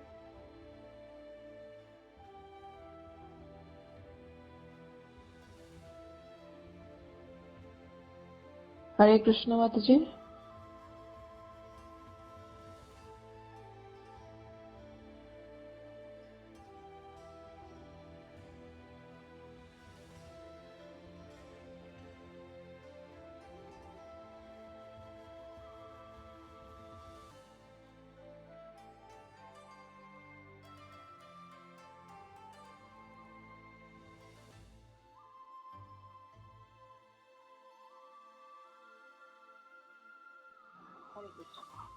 तो हम बता रहे थे कि श्री प्रभुपाद ये बताते हैं कि कर्म के अनुसार जो जैसे लोग कहते हैं कि दुर्भाग्यवत जीव अपने जीव भगवान द्वारा दी गई स्वतंत्रता दुरुपयोग करता है और भ्रामक भौतिक शक्ति की शरण लेने पर जीव सत्वगुण रजोगुण का विकास करता है। इससे जीव अपना स्वरूप भूलकर प्रकृति के 3 गुणों में बनी एक दूसरी प्रकृति का अधीन हो जाता है, जिसे माया शक्ति कहते हैं। जब जीव इन गुणों पर विजय नहीं पा लेता तो इस प्रकार माया के अधीन काम करता है और फिर उसके अनुसार वो कर्म करता है। यदि ऐसा न होता तो इस जगत में इतनी विविधता कैसे होती, है ना? यदि कोई व्यक्ति प्रकृति के अति सूक्ष्म नियमों कार्य प्रणाली को जान नहीं पाता, ये करता है कि सारे कर्म भगवान द्वारा स्वीकृत और प्रेरित होते हैं, तो वो भगवान पर लांछन लगाता है और उन्हें पक्षपाती और अन्यायी घोषित करता है। भगवान न तो किसी के पक्ष में है न विपक्ष में, भगवान भेद नहीं करते और सभी को भौतिक कार्य त्यागने की सलाह देते हैं, तो स्वभावतः अस्थिर या क्षणिक है। भगवान को भूलने के कारण ही जीव जो है अज्ञानता के सागर में रहता है और चिंता के प्रभाव में अलग अलग कार्य करता है। तो भगवद गीता में 5.14 में भगवान कहते हैं कि शरीर रूपी जो नगर का स्वामी देहधारी जीव न तो कर्म का सृजन कर सकता है। देखिए सुनिएगा, बहुत सुंदर ये श्लोका है भगवद गीता का 5.14। जैसे भगवान एकदम साफ साफ कर रहे हैं कि जो जीव होता है वो न तो ये शरीर का स्वामी है, न तो किसी कर्म का सृजन कर सकता है, न लोगों को कर्म के लिए प्रेरित करता है, न कर्म फल की रचना कर सकता है। ये सब प्रकृति के द्वारा होता है। देखिए हम सोचते हैं कि हाँ हमने अपने बल पर पढ़ लिया, हमने अपने बल पर ये कर लिया। भगवान कह रहे हैं किसी भी कर्म का सृजन व्यक्ति कर ही नहीं सकता। फिर हम सोचते हैं हमने इसको ज्ञान दिया, हमने भगवत गीता पढ़ी, हमने ये किया, हमने वो किया, तो क्या हो रहा है? हमारा जो है वो मेरे कारण वो व्यक्ति प्रेरित हुआ। तब भगवान करे कोई किसी कारण प्रेरित नहीं हो सकता। ये सब प्रकृति के गुणों के कारण होता है। इसलिए भगवान विष्णु के यज्ञ के रूप में कामों के अतिरिक्त, लेकिन देखिए हम कितने भ्रम में रहते हैं, सोचते हैं हमने ही सब कुछ किया। हम कुछ नहीं करते, कर भगवान रहे प्रकृति के अध्यक्षता में। जब किसी व्यक्ति का कर्म परिपक्व होता है तो वो भगवत भक्तों का संग करता है ना। जब उसका कर्म नहीं रहता तो वो निकल जाता है वहां से। तो कहने का मतलब ये सब प्रकृति करवा रही है, लेकिन अज्ञानता बस हम सोचते हैं कि हम कर रहे हैं। अरे हम अपनी पलक तक तो झपका नहीं सकते, जो खाया वो पचा ही नहीं सकते। अपने बारे में शरीर को दिन भर अपना शरीर मानते रहते हैं और उसके बारे में कोई कंट्रोल नहीं है। हम छोटे से बड़े हो रहे हैं, हमारा शरीर आकार बड़ा हो रहा है, हम बूढ़े हो रहे हैं, हम रोक नहीं सकते कुछ भी। तो ये समझना होगा कि हम किसी के कंट्रोल में हैं। इसलिए भगवान विष्णु के लिए यज्ञ करना चाहिए, तभी हम जो है वो पूर्ण रूप से तो पूर्ण पुरुषोत्तम भगवान ऐसे कार्यों में मात्र निष्पक्ष और मूक दर्शक की तरह रहते हैं, क्योंकि हम नहीं चाहते कि भगवान इंटरफेयर करे। तो भगवान चुपचाप हृदय में परमात्मा के रूप में रहते हैं, भगवान बोलना छोड़ देते हैं। लेकिन कर्म योगी अभक्त सारे कर्म परमेश्वर से संबंधित होते हैं, इसलिए भक्त संसार के परे दिव्य पद पर ही बना रहता है। लेकिन भक्त दूसरे देखिए सब काम कर रहा है ना, खाता है, पीता है, धन कमाता है, शादी ब्याह भी करता है, बच्चे भी पैदा करता है, पालन पोषण भी करता है, समाज और देश का रक्षा भी कर रहा है, सब कुछ करता है। लेकिन क्योंकि उसके जीवन में भगवान है, वो भगवान के बनाए नियम का पालन कर रहा है। वो ये नहीं करता कि कंठी माला पहने तो मेरे जीवन में दुख आने लगा। किसने बोला था कंठी माला आपको पहनने के लिए? आप खुद से पहने, आप उतार दीजिए। तो ये सब चीजें समझना कि भगवत भक्ति कर कर हम भगवान पर कोई एहसान नहीं कर रहे हैं। भगवत भक्ति कर कर हम सही पोजीशन में आ रहे हैं। You have to understand all these things. हम क्या सोचते हैं, माला करके हम भगवान में बड़ा एहसान कर रहे हैं। भगवान हम माला करते हैं, सब कुछ सही होना चाहिए। क्या सही होना चाहिए? मेरी जितनी इंद्रिय तृप्ति की मैंने योजना बनाई है बिल्कुल सही होना चाहिए।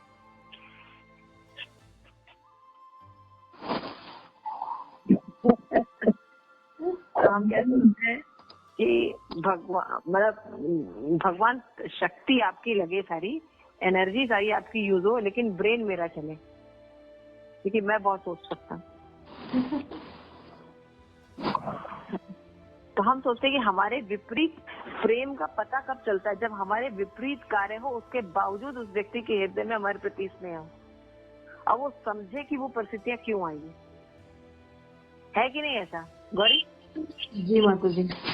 जब किसी को प्रेम करने का मतलब क्या होता है कि जब कोई विपरीत परिस्थिति भी आए तब भी क्या नहीं हो सकता है कि कोई प्रॉब्लम हो। लेकिन जब विपरीत परिस्थिति भी नहीं है और उस व्यक्ति को दिन भर ब्लेम करना, तो कहाँ आपकी भक्ति कहाँ है? आप तो दुखों से भाग कर भगवान के पास आए हैं और जैसे ही वहां सुख मिलने का वापस चले जाते हैं आप तो उसमें। अब भगवान थोड़ी प्रेम कर रहे हैं। जीव दावा करता है हम बचपन से बहुत भक्ति करते हैं। हम भक्ति कुछ नहीं कर रहे हैं। अगर हम किसी से प्रेम करते हैं तो हर परिस्थितियों में स्वीकार करेंगे भगवान को। हम समझने की कोशिश करेंगे कि परिस्थिति क्यों हुई है।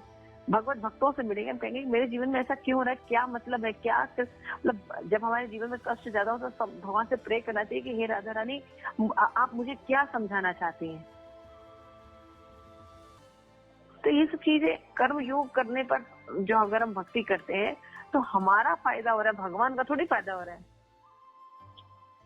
तो ऐसे ज्ञान से युक्त ब्राह्मण आमतौर से सत्वगुणी होते हैं, और पशुओं में गाय सत्वगुणी होती है, हाथी सिंह आदि मूल जो होते हैं रजोगुणी होते हैं, कुत्ते वगैरह चांडाल या तमोगुणी होते हैं। देखिए अब ये नॉलेज ही नहीं है तो हम पालते किसको हैं आजकल? गाय को पालते, कुत्ते को माता जी। क्यों पाल रहे? क्योंकि वो उसको पालना इजी हो कर दिया हमने। हम ऐसी सिविलाइजेशन क्रिएट कर रहे हैं जो कुत्तों के लायक है। हम गाय को पाल सके ऐसी सिविलाइजेशन नहीं कर रहे हैं। कर रहे हैं? नहीं करेंगे। बड़े बड़े मॉल में गाय थोड़ी गोबर करेगी। हम कुत्ते की पॉटी उठाते समय नहीं ये सोचते, इन गाय के गोबर से हमें बहुत प्रॉब्लम होती है। तो अज्ञानता का कितना हद है देखिए। परम भगवान का ध्यान करने वाले कर्मयोगी आत्मा के इन बाह्य आवरणों को नहीं देखते, किंतु शुद्ध आत्मा को देखते हैं। लेकिन भक्त क्या देखता है? भक्त ही नहीं देखता कि ये चांडाल है, ये ब्राह्मण है, ये क्षत्रिय है, ये वैश्य है, ये शूद्र है। वो जीव को देखता है, आत्मा को देखता है, और फिर उसको क्या करता है? उसको भगवान से जोड़ने के लिए प्रयास करता है, समदृष्टि रखता है। तो ये होती है समदृष्टि। ये नहीं होती है कि सबको एक ही साथ कर दो। सबको हम एक साथ कर देंगे, हम सबको नौकरी नहीं दे सकते, और सब एक साथ हो भी नहीं सकते। सब बुद्धिमान नहीं होते हैं, सब व्यापारी नहीं हो सकते, सब सोल्जर क्वालिटी के नहीं हो सकते। सबकी अपनी विशेषता है, वो समझना होगा हमें। कर्म योगी इस जगत में सभी गुणों को पूर्ण पुरुषोत्तम भगवान के पूजा के निमित्त और सभी जीवों को भगवान कृष्ण के नित्य सेवक के रूप में देखते हैं। ये लाइन बहुत इंपॉर्टेंट है।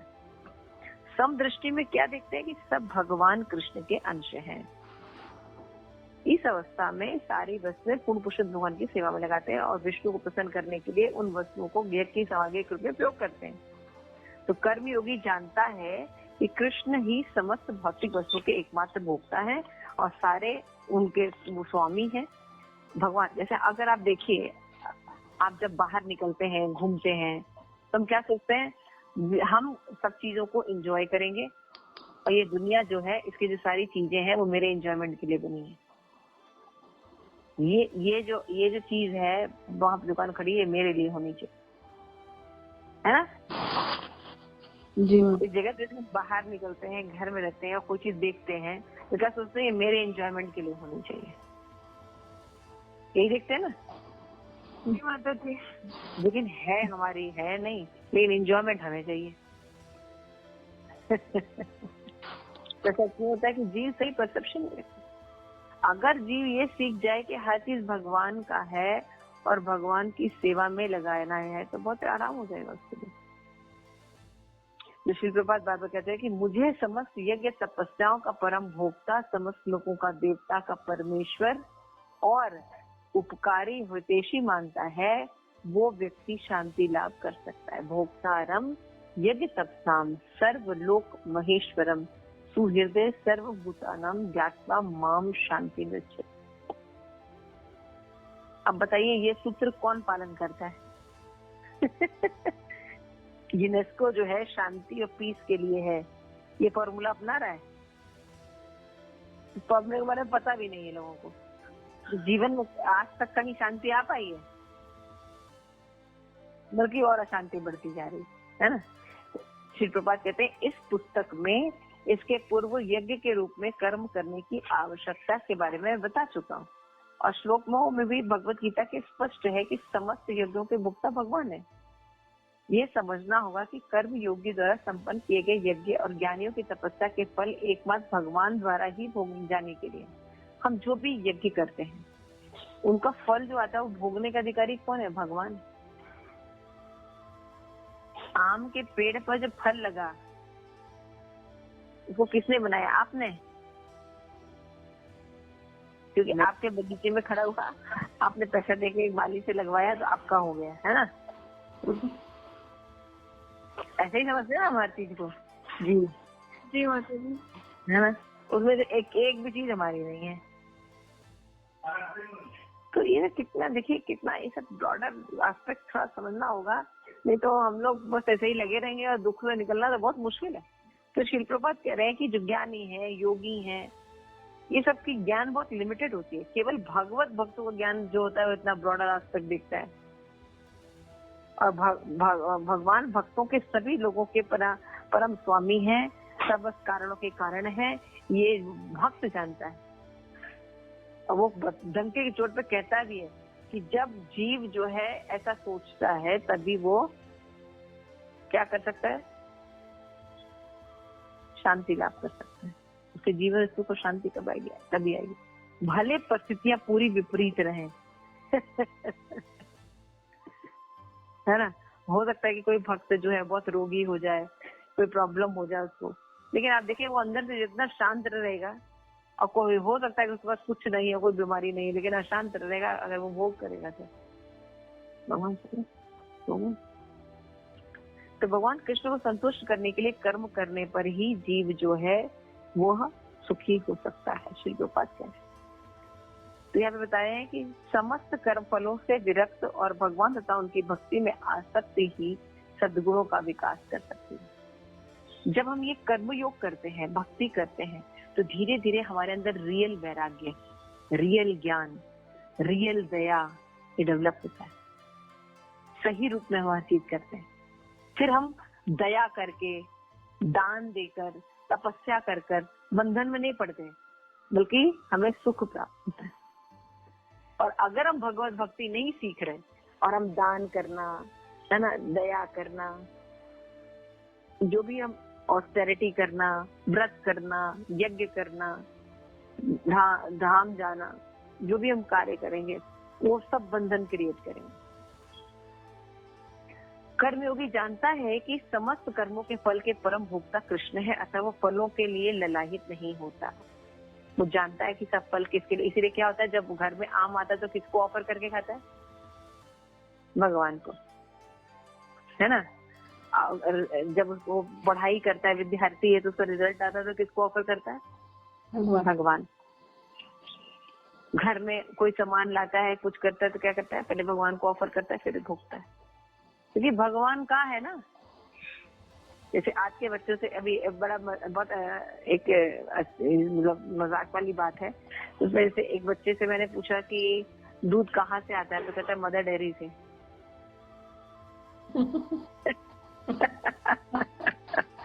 आज के बच्चों से पूछे दूध कहाँ आता है, तो कहते हैं मदर डेयरी से। उन्हें पता ही नहीं होता माता जी, आजकल नहीं पता। आप थोड़ा सा रिसर्च कभी करिए, बहुत फनी रहेगा। मैंने एक बार रिसर्च किया था, मैं पूछती थी कि रावण के जो भाई था कुंभकर्ण, या किसी भी कैरेक्टर मैंने पूछी ये कौन था, तो शायद ये महाभारत था। सीता के पिता का क्या नाम था पता नहीं। तो ये एजुकेशन है हमारी। अब भगवान का कहीं नामो निशान नहीं है। और फिलॉसफी और बातें सुन लो कितनी ज्यादा है, और प्रोवाइड सारा कुछ भगवान ही कर रहे हैं, तब भी कितना कितना कितना अजीब नहीं है कि हम इतने दुख देख रहे हैं, फिर भी ये नहीं सोचते कि ये दुख का कारण कौन है, इस दुख से मतलब आया क्यों हमारे जीवन में दुख आ क्यों रहा है, ये नहीं सोचते। हम सोचते हैं इस व्यक्ति ने हमें दुख दिया, इस स्थिति ने दुख दिया, ये ऐसा, और फिर उसी को ब्लेम करते रहते हैं जीवन भर। तो उससे कभी निकल नहीं सकते। ये बहुत संकीर्ण मानसिकता है। तो असली कर्मयोगी वास्तव में भगवत भक्त होते हैं और भगवत साक्षात्कार के लिए पूजा लाभ प्रतिष्ठा के लिए ललायत नहीं रहते। वो जानते पूजा लाभ प्रतिष्ठा भगवान के लिए। हम उनके अगर सेवक बने रहेंगे तो हम अप्रिशिएटेड हैं। अब मान लीजिए कि मैं एज सीता सुखरानी अगर मैं बोलूँ कि हम मतलब प्रधानमंत्री जो मोदी जी हैं उनके हम पर्सनल सेक्रेटरी रहे, तो हम कहीं जाएंगे, किसी से मिलेंगे, कुछ देखेंगे, किसी को भी कुछ बोलेंगे, तो हमें कैसे ट्रीट किया जाएगा? As a very important person. हाँ, जैसे प्रेसिडेंट को ट्रीट किया जा रहा है, वीआईपी चीजें दी जा रही हैं, वही ट्रीटमेंट हमें भी मिलेगी, नहीं मिलेगी? भगवान का जैसा ट्रीटमेंट होता है, भगवान के सेवकों का वैसा ही ट्रीटमेंट होता है ना। जी माता जी। तो ये सब चीजें हमें समझना होगा कि जब तक हम भगवान से नहीं जुड़ेंगे हमारी शोभा नहीं होगी। भगवान की भक्ति करके जीव की शोभा होती है, और जब वो नीचे जमीन पर पड़ा रहता है तो उसकी कोई शोभा नहीं होती। हर कोई 2 लात मार के जाता है। तो इस तरह से जैसे पतंजलि का जैसे योग सिद्धांत है या और भी कोई सिद्धांत है, उन सब में क्या होता है, भगवान कहते हैं कि ऐसे योगी के भगवान कहते हैं कि योगियों में वो व्यक्ति सर्वश्रेष्ठ है जो मेरा चिंतन करता है। कि इस तरह समाधि में स्थित व्यक्ति कभी भी सत्य से विमुख नहीं होता और इस सुख की प्राप्ति हो जाने पर वो उसका कोई दूसरा लाभ नहीं मानता। ऐसी स्थिति को पाकर व्यक्ति बड़ी से बड़ी कठिनाई में भी विचलित नहीं होता। तो इस श्लोक के तात्पर्य में भक्ति विनोद ठाकुर कहते हैं कि जब व्यक्ति भौतिक जगत से विरक्त होकर समाधि में स्थित हो जाता है और आत्म साक्षात्कार से परम आनंद को प्राप्त करता है, योगी अपने ध्यान में लक्ष्य परमात्मा में अपनी एकाग्रता को कभी विचलित नहीं करता। और जितनी भी योगी सिद्धियां हैं, अणिमा, लघिमा, प्राकम्य आदि जो 8 प्रकार की सिद्धियां हैं, योग साधना को गौड़ मानता है। देखिए जो योगी रहते हैं वो इन सिद्धियों को प्राप्त करने के लिए बहुत लड़ाई करते हैं। हम आकाश में उड़ जाए, छोटे से छोटे बन जाए, बड़े से बड़े हो जाए, किसी के मन को कंट्रोल कर लें, ये सब सिद्धियां होती है। पानी पर चलना, आकाश में उड़ना, ये सब सिद्धियां होती हैं, है ना। तो इस तरह से योगी जो है वो ये सब कर सकता है, लेकिन जब भगवत उन्मुख योगी हो जाता है उसका इन सबसे इंटरेस्ट खत्म हो जाता है। कर्म योग की बात तो दूर है, अष्टांग जैसे निम्न कोटि की साधना में भी समाधि की दशा में योगी जो भी प्रगति करता है वो व्यर्थ नहीं जाती, भले ही वो जीवन काल में अपने लक्ष्य तक न पहुंचे। अगर कोई कर्म योगी है या योगी है, भगवत भक्त योगी है या योगी बनकर भी भगवान की भक्ति कर रहा है, तो हो सकता है कि वो मतलब बहुत बड़ा भक्त न बन पाया, लेकिन उसकी कोई हानि नहीं होगी। शिल प्रभात कह रहे हैं, इसके विपरीत सकाम कर्मों की मृत्यु जो जिनकी हो जाती है उनके सारे कार्य निष्फल हो जाते हैं। भाई आज जैसे गौरी है, मान लीजिए वो IITN बन जाए, घर हो जाए, मकान हो जाए, बैंक बैलेंस हो जाए, फर्स्ट क्लास सब कुछ रहे उसके पास, शरीर त्याग करने के बाद वो वापस आए और बोले कि भैया ऐसा है कि ये जो सारी प्रॉपर्टी थी मेरी है, दे देगा इसको कोई? नो माता जी, कोई भी नहीं देगा। तो सकाम कर्म का रिजल्ट क्या है? हर चीज नष्ट हो जाती है। और भगवत भक्ति का रिजल्ट क्या है? हर चीज प्रोटेक्टेड रहती है। तो बुद्धिमान कौन सा काम करना चाहेगा? ये आप लोग सोच ही कीजिए। तो इस तरह श्री प्रभुपाद कहते हैं कि शरीर के नष्ट होने पर आत्मा नष्ट नहीं होती है। इसी तरह से भक्ति का जो धन होता है कभी नष्ट नहीं होता है।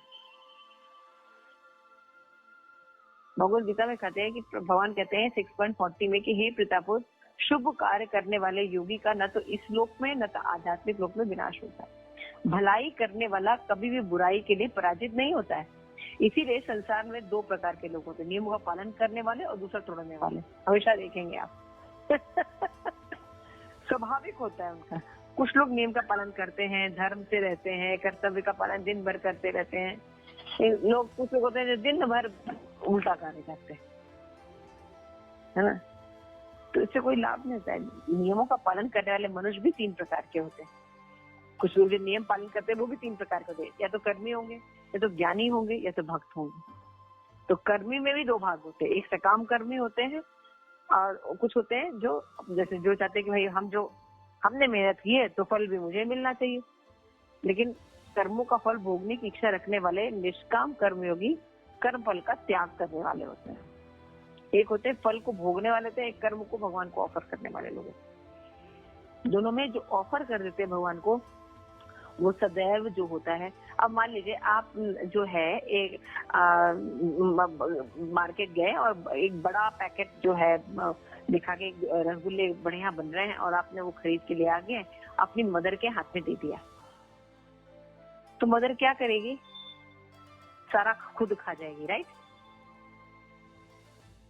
नहीं माता जी, क्या करेगी मदर? बस सबके लिए देंगी।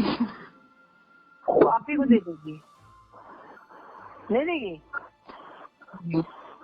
तो जब हम भगवान को, बल्कि अगर उसमें से कुछ गलत है तो उसको हटा के उसको अच्छा से करके दे देगी। उसी तरह से भगवान को जब हम कर्म फल ऑफर करते, भगवान को किस चीज की कमी है? क्या कोई छोटे मोटे कर्म को लेंगे? वो तो चिंतामणि धाम में रहते हैं। वो लक्ष्मी क्या, महालक्ष्मी उनके यहाँ तो झाड़ू लगाने का काम करती है, आप उनको क्या देने वाले? बल्कि हम जब भगवान को ऑफर करते हैं तो भगवान क्या करते हैं, उसमें जो गलत चीजें उनको हटाकर उनमें अपनी कृपा डालकर आपको दे देते हैं। देखिए, तो भव बंधन कटने पर असली नित्य सुख की प्राप्ति होती है। जब ऐसे बंधन हम भक्ति करते हैं तो बंधन हमारे कटते हैं और हमको सुख की प्राप्ति होती है। लेकिन क्योंकि वो पिता और माता है तो हमें सुखी देखकर वो सुखी होते हैं। तो इसीलिए कोई जो आदर्श माँ बाप होते हैं वो क्या देखते हैं कि भैया इसके मूल जो दुख का जड़ है वही खत्म कर दे। वो थोड़ा बहुत दुख सॉल्व नहीं करते, 1 महीने 2 महीने का दुख सॉल्व नहीं करते हैं। वो ऐसा ही काम करते हैं कि जिससे बच्चा जो है हमेशा सुखी रहे। ऐसा ही है ना?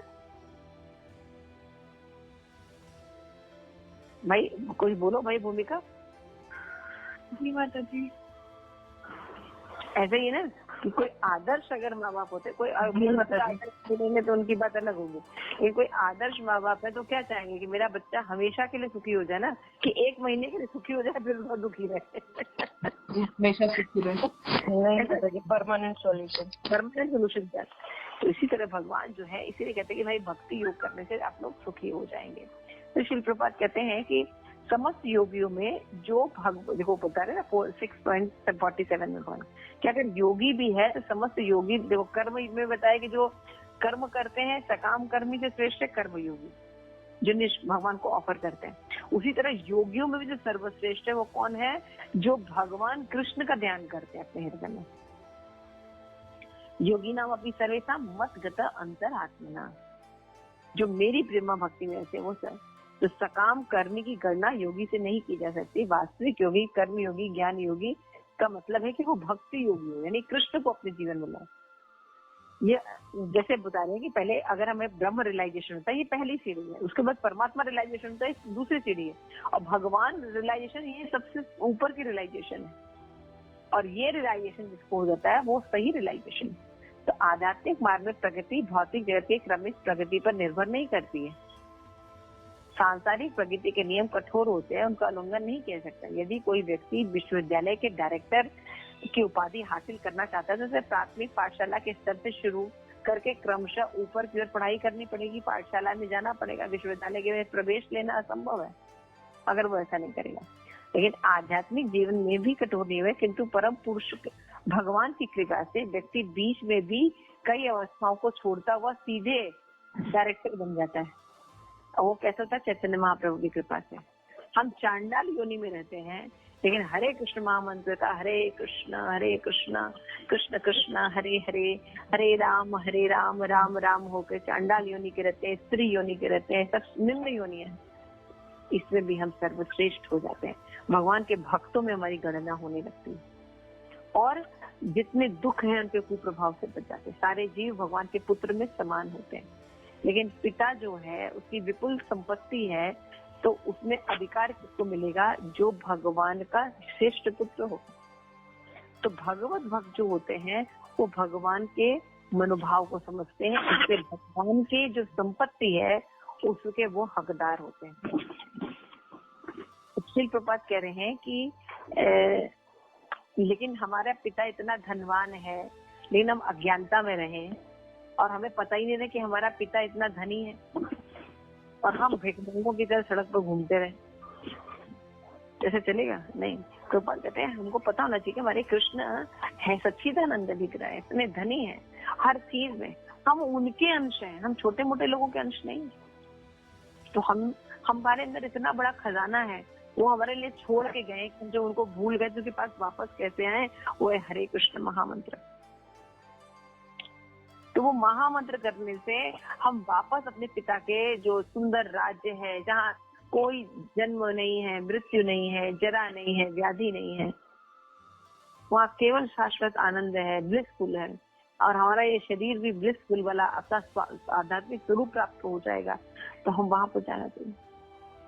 त्याग शिल प्रपात कहते हैं भगवत गीता में स्वयं भगवान कृष्ण अपने विषय में जानकारी देते हैं कि जब कोई साधारण व्यक्ति आत्मकथा लिखता है तो उसे अनेक पुरस्कार मिलते हैं, किंतु जब भगवान स्वयं अपने बारे में लिखते हैं, दुर्भाग्यवश है उनकी इस बात का पूर्ण पुरुषोत्तर विश्वास, भगवान की बात पर हम विश्वास नहीं करते। इस जगत में कोई छोटी सी नॉवल लिखता है या कुछ ऐसे सच्ची घटना लिख देता है, एक कश्मीरी पंडितों पर पिक्चर बना देता है, तो उसको लोग पैर पकड़ने लगते हैं, उसको भगवान मानने लगते हैं, जबकि कर कुछ नहीं रहा है, न तो कश्मीरी पंडितों का दुख दूर किया और न तो आज की जनरेशन में कुछ कर पाएगा, बल्कि वो अरबों रुपए कमा लिया पिक्चर बना के।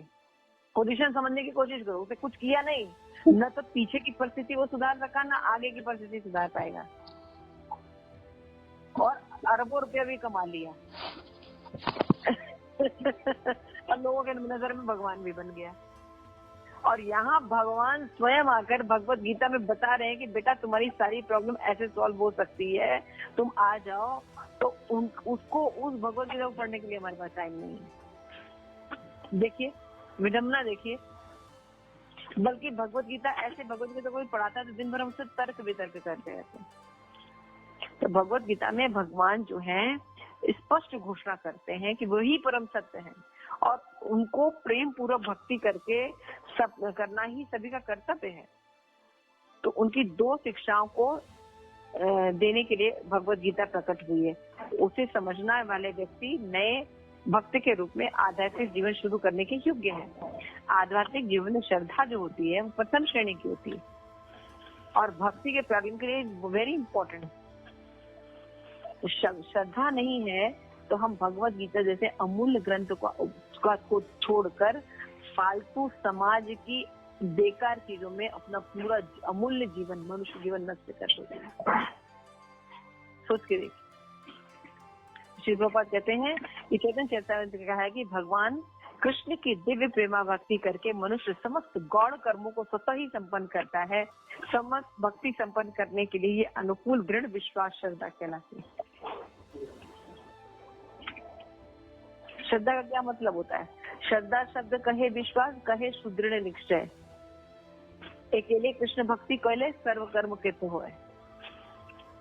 श्रद्धा का मतलब होता है कि ये पूर्ण विश्वास होना कि अगर एकमात्र कृष्ण ही मुझे बचा सकते हैं तो भक्ति ही मुझे बचा सकती है और भगवत भक्ति करके ही हमारे जीवन में सुख और शांति आ सकती है। ये दृढ़ विश्वास होता है और इसको कहते हैं श्रद्धा।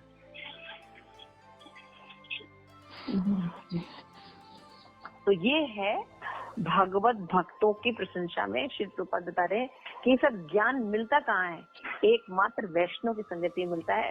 बाकी दुनिया में जितने प्रकार के लोग हैं, कर्मी है, ज्ञानी है, योगी है, निर्विशेषवादी है, मायावादी है, जितने प्रकार के लोग हैं उन्हीं से किसी के पास भी ये फिलॉसफी, ये पूर्णता ज्ञान का नहीं है। इसीलिए न वो सुखी है, न उनके एक्शन सुखी करने वाले हैं, बल्कि विनाश करने वाले हैं। अब भगवत भक्त हैं, उनको पता है कि भगवान की क्या फिलॉसफी है, इसलिए उनके एक्शन भी, उनके कर्म भी भगवान को भी भगवान के अनुसार चलते हैं। इसलिए क्या होता है? शांति प्रदान करने वाले और सुख प्रदान करने वाले हैं। कितना सुंदर ये सब ज्ञान है, देखिए कहीं नहीं मिलेगा आपको। इतना सुंदर प्रभुपाद ने परम सत्य के बारे में नॉलेज दिया है और इन पूरे एपिसोड में भगवत गीता के बहुत बहुमूल्य चैप्टर को, मतलब इस पूरे ज्ञान की तलवार जब आप पढ़ेंगे तब देखेंगे कि भगवत गीता को एक तरह से प्रभुपाद ने डीपर अंडरस्टैंडिंग सरल भाषा में और एक्सप्लेन किया है। अर्जुन बार बार कृष्ण से पूछता है कि कृष्ण आप बार बार कह रहे हैं कि जो भक्ति करना श्रेष्ठ है, तो आप मुझे घोर युद्ध में क्यों लगा रहे हैं? भगवान उसको कह रहे हैं कि भक्ति युक्त कर्म करो, तो उसको समझ में नहीं आ रहा है। वो बार बार ये सोचता है कि भक्ति करने का मतलब निष्क्रिय हो जाना। भक्ति करने का मतलब निष्क्रिय होकर हिमालय बजाना नहीं है। भक्ति करने का मतलब है कि अपने कार्यों में भगवान को इंक्लूड करना। हम सोचते हैं अगर कि भगवत भक्ति का मतलब होता है हिमालय बजाना, तो भगवान को भगवत गीता युद्ध में बोलने की क्या जरूरत है? हमसे कोई कहता है भगवान नहीं माता जी, ये हमें नौकरी बस मिल जाए उसके बाद भगवत भक्ति शुरू करेंगे। माता जी बस ये सिचुएशन ठीक हो जाए फिर हम भगवत भक्ति करेंगे। भगवान ने भगवत गीता युद्ध में बताई है भैया, मेन फाइटिंग होने जा रही है वहां पे बता रही है। ये थोड़े बोला अर्जुन को कि चलो एक गुफा में चलते हैं, हम लोग शांति से बैठ के बात करते हैं। भगवत गीता का मतलब है कि तुम्हारा जो एक्शन है, तुम्हारा जो थिंकिंग है उसमें प्रॉब्लम है। तुम अपनी थिंकिंग और अपना एक्शन जो है वो चेंज करो, भक्ति युक्त करो, तभी सारी प्रॉब्लम ठीक होगी। लेकिन हम सोचते हैं कि नहीं हम सब ठीक कर लेंगे उसके बाद हम भगवत भक्ति करेंगे। नहीं, भगवत भक्ति अभी करनी है। प्रभुपाद जब भक्ति सिद्धांत सरस्वती ठाकुर से मिले तो वो ये कहते थे पहले देश आजाद कर ले, उसके बाद हम भगवत भक्ति बैठ के आराम से करेंगे। भक्ति सिद्धांत सरस्वती ठाकुर ने कहा कि देश आजाद हो या ना हो, पहले अपने आप को तो आजाद करो।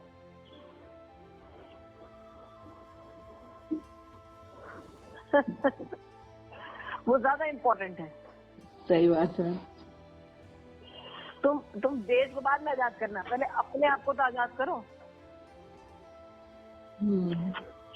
तो इसीलिए राजनीतिक उथल पुथल जो हो रही है या दुनिया में क्या हो रहा है, उससे ज्यादा पहले ये समझने की बात है कि हमारे अंदर जो उथल पुथल सर्वनाश की गति चल रही है वो हमारे सोच के कारण चल रही है। जब तक हम अपनी सोच नहीं बदलेंगे, हम अपने एक्शंस नहीं बदलेंगे, हम कभी शांति कर ही नहीं सकते। एक मान लीजिए कि अभी पूनम को आग जलानी है, तो गाड़ी बोलती है भैया हमने लकड़ी ले आएंगे, है ना, और जैसे कि और कौन है साथ में, कीर्ति कहे कि भैया माचिस ले आएंगे, हम लोग जलाएंगे लकड़ी और माचिस सब करके, है ना, लेकिन भूमिका के हम तो पानी डालेंगे। क्या होगा? आग जल जाएगी? नहीं माता जी, नहीं जलेगी। क्यों नहीं जलेगी? कर्म अलग है, विपरीत कार्य कर रहे हैं। फिर हम ये बोले, कोई व्यक्ति आके कहे सुनो भैया तुमको मैं बताता हूँ कि आग कैसे जलानी है। तो आप अभी रुक जाइए, पहले हमें आग जला लेंगे। भैया तुम जब तक पानी डालते रहोगे आग जलेगी कैसे? तो अब अगर उस व्यक्ति की बात हम सुने तो पहले वो कहेगा बेटा सूखी लकड़ी लो, इसमें ये पानी मत डालो, ये देसी घी डालो, तो क्या हो जाएगा? जल जाएगी। समझ में आ गया? वो पानी की जगह देसी घी देगा आपको। तो हम अपने एक्शन सुधार ही नहीं रहे हैं, तो हम जो भी काम करेंगे वो पूरा कैसे होने वाला है?